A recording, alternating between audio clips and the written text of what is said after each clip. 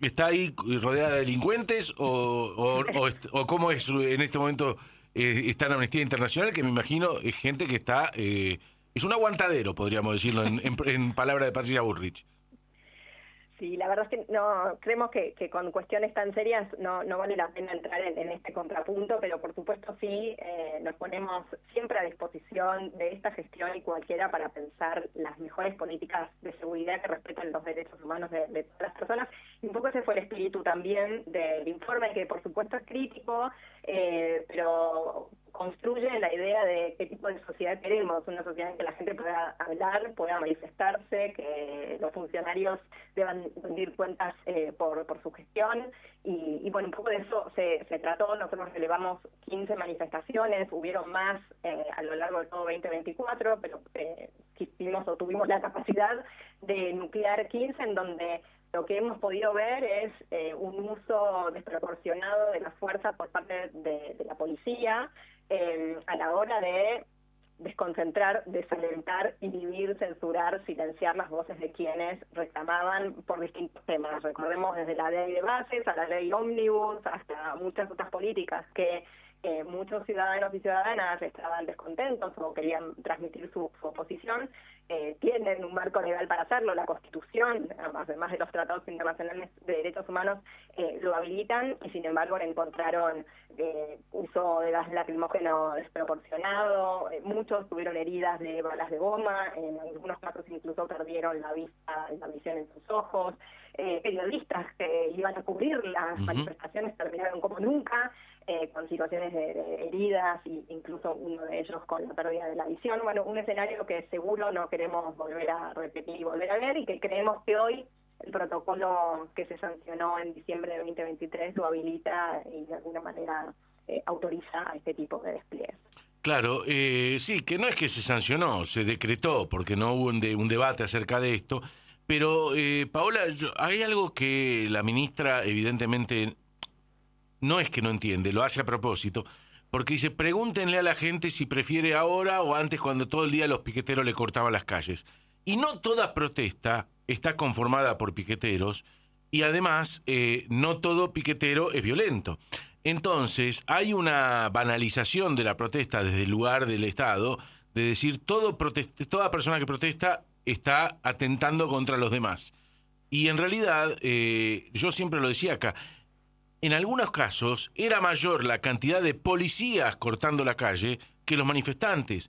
Entonces el efecto de el tránsito libre de todas maneras no se conseguía, pero en algunos casos por el propio el propio despliegue de la fuerza de seguridad, y eso es justamente un mal remedio para que no haya protestas. Sí, totalmente. Bueno, un poco lo que transmitías recién, ¿no? El protocolo antipiquetes, que es una resolución del Ministerio de Seguridad, y como bien decís, no tuvo espacio para un debate en el Congreso y demás, y que en todo caso como sociedad nos pusiéramos de acuerdo sobre qué tipo de regulación queremos, siempre y cuando por supuesto se respeten los derechos de las personas.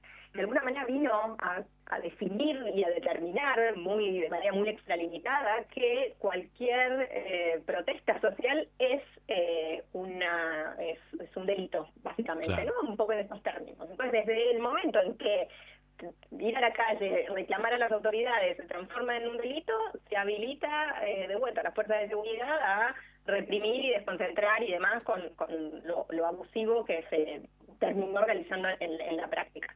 Y hemos tenido experiencias muy positivas del ejercicio de la protesta. Todos recordamos la primera protesta contra digamos, a favor del derecho a la educación pública, para ponerlo en esos términos, y esa fue una protesta que terminó circulando en las calles, que bloqueó las calles, las avenidas, en donde la población se manifestó de manera pacífica, como en muchas otras, y hay una decisión política de no reprimir y no utilizar este tipo de digamos, estrategia represiva. Entonces, ¿Cuál es el problema? El gobierno no puede decidir con qué manifestación está de acuerdo y con cuál no. No podemos reprimir o no reprimir una protesta en función de si estamos más a favor o menos a favor del contenido de una protesta, o si hacemos una valoración política o una medición política sobre qué nos va a dar mayor consenso y apoyo popular y cuál no. Las protestas son justamente un espacio de reclamo y de reivindicación de la población,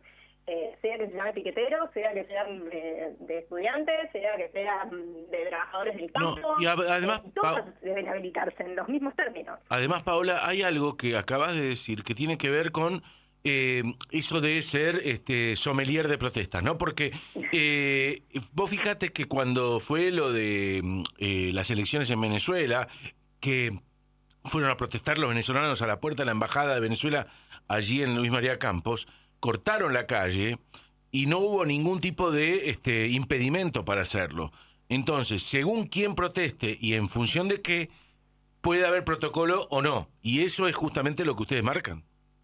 Exactamente, eso es una vara que no quisiéramos que se implemente en la Argentina, porque de alguna manera está limitado el derecho a manifestarse a unas personas de acuerdo a su contenido ideológico, a sus ideas, a lo que quiere reivindicar y demás, versus otros que no lo podrán hacer. Y digamos, de vuelta, restringir el derecho a transmitir, a reclamar a las autoridades en función de cuál sea el objeto del reclamo, no es una potestad del Estado, y sería un peligro que no fuera en esos términos. Con lo cual, y de alguna manera las 15 protestas que nosotros relevamos muestran esta otra cara, de las que sí fueron reprimidas, de las que evidentemente había un dilema frente a su contenido por parte del Poder Ejecutivo, y que además derivó en más de 1.100 personas heridas, 33 personas con impactos de bala de goma en la cabeza y en el rostro. Estamos hablando de armas que se llaman menos letales, pero no porque no tengan capacidad de letalidad, sino porque, por supuesto, por su estructura y características, tienen menos posibilidades de terminar con la vida de una persona, pero eso no significa que no tengan que tener un rigor muy criterioso a la hora de utilizarlo. Y una de las reglas claras y claves es que jamás puede dispararse a la cabeza, a la cara, a los ojos. Y de vuelta, tenemos 33 personas con impacto de bala de goma en la cabeza. Lo mismo con el gas lacrimógeno, que en general se usa para dispersar y demás. Bueno, hemos visto imágenes de fuerzas de seguridad tirando gas a la cara, con las implicancias que puede tener en la salud. Entonces, ese tipo de cosas son graves, van a contramano de una convivencia democrática y están muy por fuera de la discusión de si había muchos piquetes, pocos piquetes en la ciudad de Buenos Aires, en el resto del país. Hay hechos concretos que están acompañados de una narrativa de los funcionarios públicos que habilitan este tipo de cosas, y después tenemos eso, ¿no? La talla de funcionarios, policías, fuerzas de seguridad que utilizan la fuerza de manera desproporcionada y terminan con heridos y personas que perdieron, entre otras cosas, la visión. Paola, lo último que te pregunto, ustedes como integrantes de Argentina, de Amnistía Internacional, ¿qué repercusión tiene este informe que hicieron en Amnistía Internacional Mundial?